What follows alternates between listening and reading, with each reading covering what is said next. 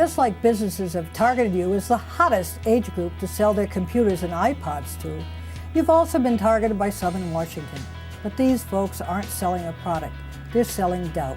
They need you to buy the lie that Social Security is bankrupt, that it won't be there when you're older, that it's a bad deal, or that you would be better off by gambling with your guaranteed Social Security benefit on Wall Street. In my line of work, you got to keep repeating things over and over and over again for the truth to sink in, to kind of catapult the propaganda. Catapult the propaganda. Catapult the propaganda. Unfortunately, that propaganda is being catapulted at us. Because if our generation can be convinced to buy the lie, then it's a lot easier to convince us just to give up. But here's the truth. Social Security is not bankrupt. Our parents and grandparents have been paying to build up the Social Security Trust Fund for decades, and that surplus will pay 100% of benefits for the next 30 years. You heard that right, 3 more decades. After that, the trust fund will pay 75% of benefits, even if Washington doesn't do a single thing to Social Security, and no one believes that will happen.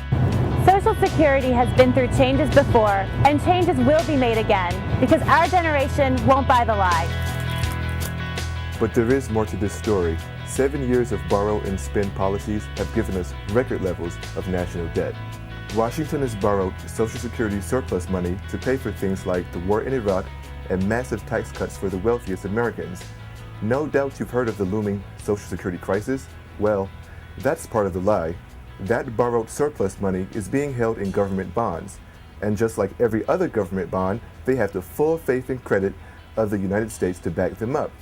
But some in Washington would rather ignore that debt by dismantling Social Security altogether rather than face up to the budget mess we'll inherit.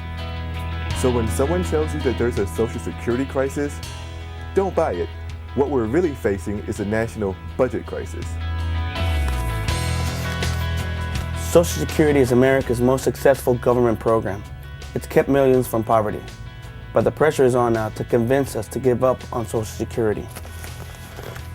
But don't buy that lie, because the facts just don't support it. Social Security will be there for us as long as we fight to preserve them. It's all about priorities. America can afford Social Security and Medicare because we must. We must tell Washington that our generation will fight to keep and strengthen these programs for the long term.